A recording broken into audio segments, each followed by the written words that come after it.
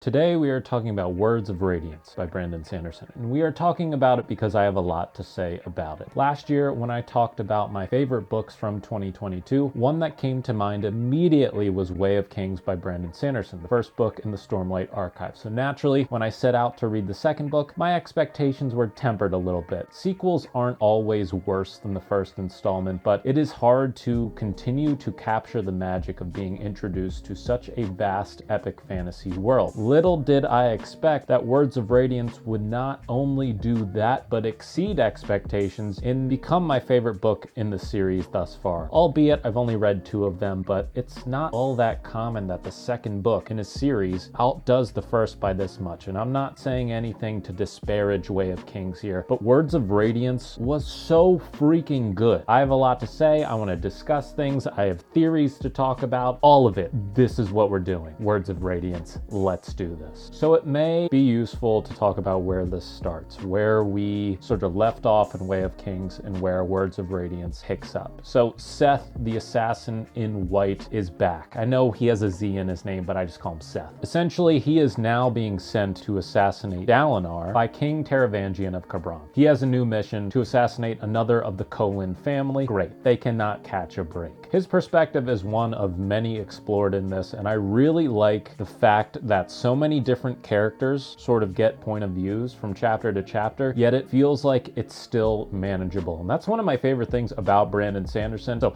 Seth, he's one of the perspectives explored. In addition to that, we have KALADIN. He has been promoted to head of the royal bodyguards who are outfitted to protect DALINAR, protect the family of the KALADINs. He's also having trouble because there's the whole light eyes versus dark eyes thing, and he has a problem with nobility, so he's getting over that, and he's also trying to sort of hone his Windrunner abilities he has found. We also have the other 2 primary perspectives that were explored in Way of Kings, being DALINAR and then SHALLAN. DALINAR feels like a bit more of not necessarily an afterthought. He's just not really a primary mover and shaker in Words of Radiance the same way that he was in Way of Kings, and he was probably my favorite perspective, my favorite main character from Way of Kings. So I was initially kind of disappointed when he wasn't getting as much like quote-unquote screen time in this book as he did in Way of Kings. And SHALLAN, the other perspective, quickly became, I think, my favorite for this series in this book. She seemed to be much more of a primary focus. Her journey seems to be the most dynamic out of all the main characters, and I am always sort of like so honed in when she is on the page. It is impossible not to be like fully committed to everything that is going on SHALLAN related, in my opinion, and she is the star of this book. And at the beginning we see her making the journey to the Shattered Plains with Jasna to avoid and save everyone from the return of the Voidbringers, but quickly we see those plans sort of foiled. And I do have to warn you, if you haven't read this book, I'm just going to be talking freely, spoilers and everything, so if you don't want to be spoiled, either fast forward or don't watch, because everything's about to be spoiled. So KALADIN is struggling a lot in this book, and it's not just like external struggle and conflict with physical conflicts in Way of Kings, with him being an enslaved bridgeman and risking his life every single minute of every single day. Now it is much more personal, and I think the dynamic between him and ADOLIN was one of my favorite parts, especially when SHALLAN was brought into the fold. But beforehand, they're just sort of dynamic and constantly like grinding up against one another in a very bitey sort of way. Really had me engaged. KALADIN's general character development in this context of newfound freedom is a really interesting character study, and we see him struggling every which way he turns. In part of Jasna and SHALLAN's journey back to the Shattered Plains, where obviously they're set on a collision course to inevitably run into KALADIN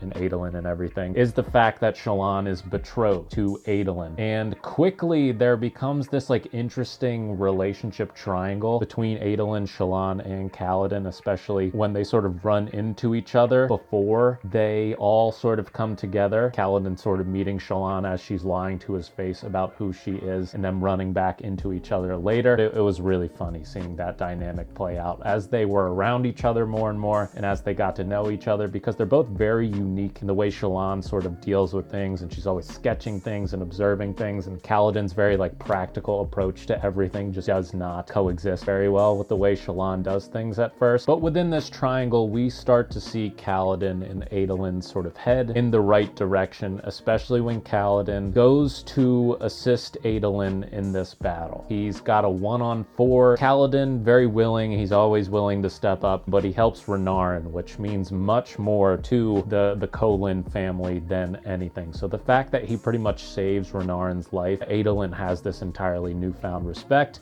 and I was like rooting for a bromance between KALADIN and ADOLIN from that point on, and we see that sort of mutual respect start to grow from ADOLIN's end as well there, as he agrees to like stay in the prison, or the KALADIN is being detained after he calls out High Prince Amaram following the battle. It was awesome to see them develop along that way, because sometimes those conflicts, those sort of like rivalries and main characters butting heads can last entirely too long and it feels really tired, but I thought their relationship development between KALADIN and ADOLIN was perfectly paced. But even so, even as KALADIN sort of climbs like the social ladder of the KOLIN family, he longs for flying through the air with the Windrunner abilities and all the danger that he experienced every second of the day as a bridgeman, which I feel like foreshadows future risky behavior, which we see from a number of different characters in this book. But it feels like KALADIN is itching to do something. He ends up getting into a lot of epic battle scenes throughout the book, and maybe that scratches that itch for him. But I am all for KALADIN's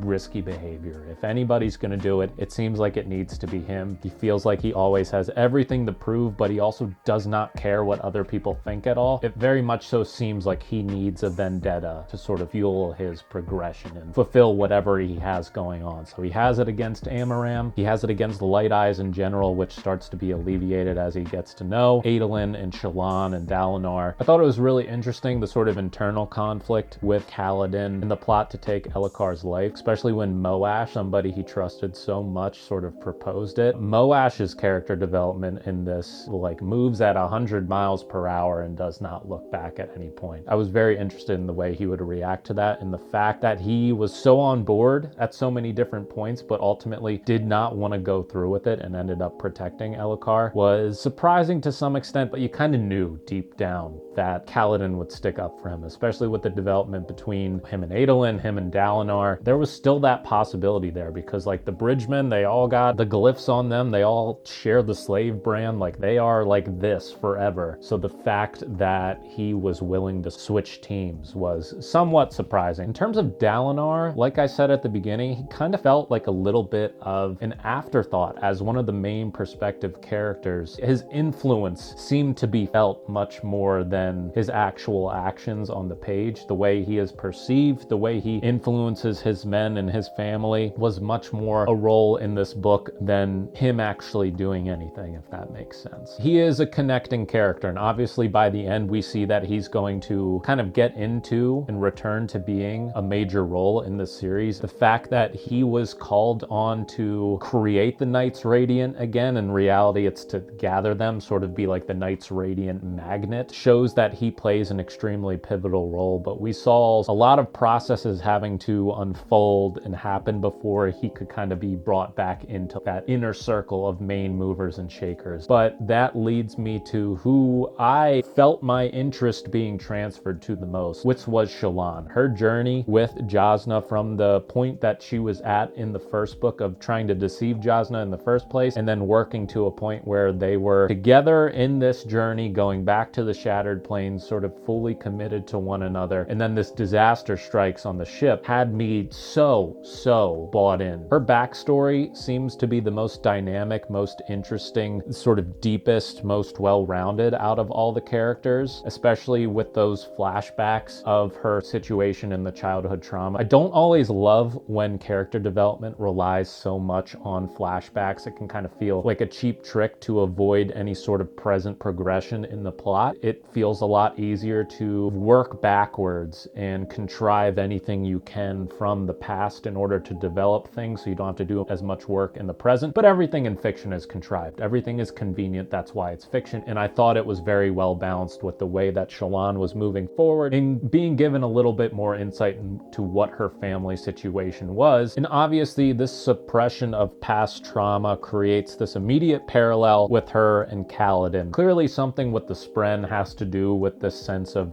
childhood trauma and sort of linking them with, we figure out, being the cognitive realm and their ability to either travel within it or perceive it to some extent. We see that with Jasna at the very end as well. We see it with Dalinar. There's clearly something linked to the trauma that these characters experience in their ability to access and communicate with the Spren. And we eventually learn that she was responsible for the death of her father. She murdered her own father, which it's like, yeah, it makes sense that you were suppressing this terrible, terrifying experience. And easily one of, if not my favorite scenes in this book involving Shallan was when her and KALADIN finally together, and they are stuck at the bottom of this chasm together. They both fall down. They're both very skeptical of how each other survived. Clearly there's some suspicion of one another, but they're both not really putting the pieces together. Shallan assumes that she was the one who was responsible for saving KALADIN somehow. She just doesn't know how. And that's where this sort of like romantic sparks started to come up between these two characters. And I was not about it at all. I've seen plenty of people be like, yeah, I want Shallan to be with KALADIN and I'm rooting for everything Shallan and KALADIN. I was like, no, I'm just starting to like ADOLIN. I'm seeing the honor that he can display in his interactions with KALADIN and all these other people. And he seems like a good guy. And all of a sudden, KALADIN is starting to feel these things for her. And I'm like, no, I liked it way more when you were mean to each other and you were making jokes that were actually insulting. Now you're flirting with each other in this chasm. And I don't want this to happen. But besides that, it's extremely funny that Shallan is willing to risk life and limb to just like draw the chasm fiend and make all these observations down in the chasm. It is very on brand for her and is one of the major reasons why I like Shallan the most out of all these characters so far. She's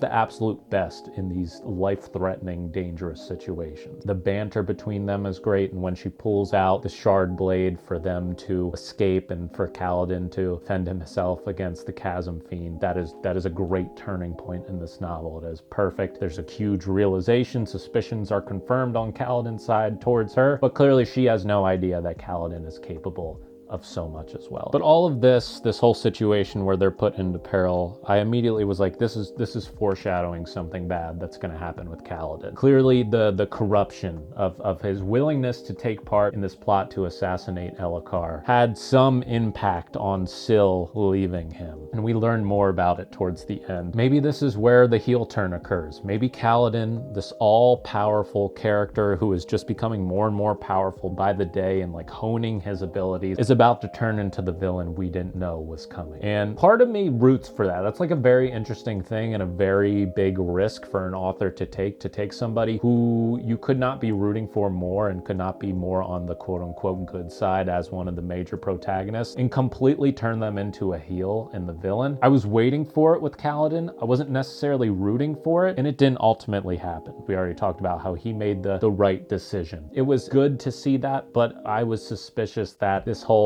losing Syl, not really having his powers, was because he was starting to be corrupted. And he's like a moody guy. KALADIN's a moody boy. And I thought he would take that personally and sort of take it even further, but he ended up bringing it back in. So beyond that, we have this whole situation with the Parshendi, with Eshonai and Venli, and this whole storm form thing, which was absolutely terrifying. Venli, everything that was going on with storm form and like recruiting all these Parshendi to like give into this new form and all of them sort of being like almost wiped out was a terrifying inclusion. But as that was revealed more and more, I was so much more invested and so much more worried about KALADIN, about Shallan, about Dalinar, about everyone in the Shattered Plains. Like the Way of Kings operated, I just kind of knew things would work out, but there were legit moments in this where I forgot I was reading a piece of fiction, that I was legitimately worried that things wouldn't work out. And the end sequence was absolutely immaculate. The way this book ended, the sort of progression from everything going on with this massive battle scene in the Shattered Plains towards Urithiru was amazing. The ending was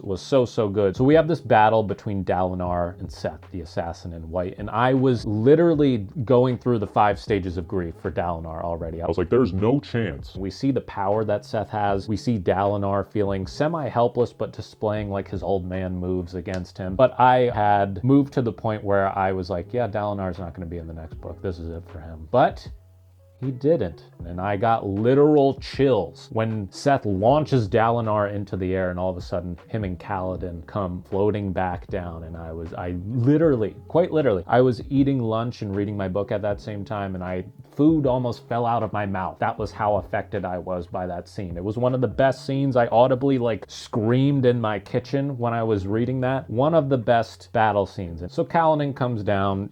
Seth sort of gives himself over to KALADIN, and that's the end of the Assassin in White. We think KALADIN is officially Windrunner, gets his honor blade, he levels up. We also learn a little bit more about Shallan's family backstory, the mystery. Her brothers have been taken by the Ghost Blood, so just as things are all winding down, just as you would usually perceive this and feel the catharsis of the win in this battle, this resolution, everything is starting to bubble again. And Moash seems to be on his way to somewhere to present even more of a threat. And then we learn that Seth isn't actually dead. He's brought back to life under Nail, a herald of justice, to study under him and become part of the Skybreakers, which was this order of the Knights Radiant. And all you thought you were done with the Assassin in White, but now he's back and better than ever, apparently. One of the most satisfying parts of it, and I'm so happy so many people told me to read Warbreaker before this book, is that Seth is given Nightblood from Warbreaker, the talking sword, the sword that talks to you, the black sword that talks. I was like, Nightblood is back in this thing. I was so excited. But then all of a sudden things, again, you feel like a resolution, you should be coming down from all these emotional highs. ADOLIN kills Sadeas. He just straight up murders him. And here I was thinking that ADOLIN, who I was finally accepting as a good guy, kills Sadeas and shows a complete lack of self-control and forethought. And I was like, why did you just do this? But clearly he was feeling some type of way, and nobody likes Sadeas, but you still can't do that, you know? Come on, ADOLIN. And then we're given this whole prophecy of the Everstorm coming, and everyone's going to be transformed into Voidbringers, and Dalinar is one of the Knights Radiant, Shallan's one of the Knights Radiant, KALADIN's one of the Knights Radiant, everyone's a Knights Radiant. Even freaking Renarin is a Knights Radiant. And the Stormfather becomes Dalinar's Spren. And then right at the end, obviously, we see Jasnah come back at the end with Wit, and they're discussing the Everstorm and the Voidbringers and how Jasnah escaped into the cognitive realm to survive the attack on the ship from the beginning with Shallan. So we're left at the end of Words of Radiance with a hopeful Kholin family reunion. It seems like Jasnah should be one of the Radiants. So is she the fifth then? Is it Dalinar, Renarin, Shallan, KALADIN, and Jasnah? It's a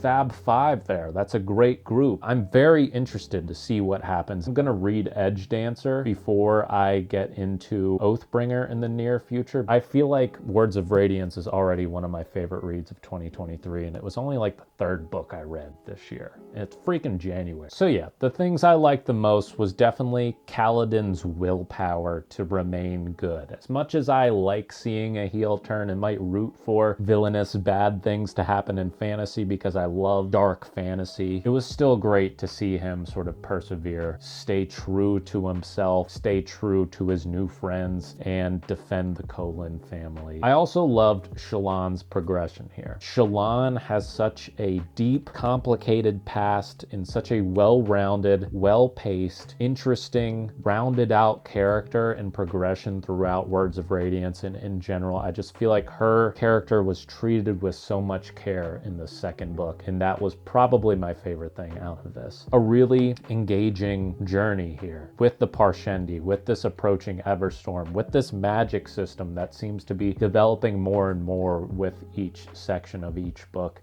And yeah, I can't wait to see how all of it works out. Those are all my thoughts, my recap, my discussion of all things Words of Radiance. Let me know if you like videos like this. I don't typically review books on this channel much anymore. I usually keep that to short form on Instagram or TikTok, but when I like a book this much and have so much to say about it and process, I want to do it here. So let me know if you like this type of video, and I will be sure to make more in the near and far future. Let me know what you think of the Stormlight Archive. If you've read any of these books, who's your favorite character? What's been your favorite thing so far? What's been the thing that infuriated you the most? Let me know all your thoughts down in the comments. Besides that, make sure to leave a like, subscribe. We'll see you next time. Peace.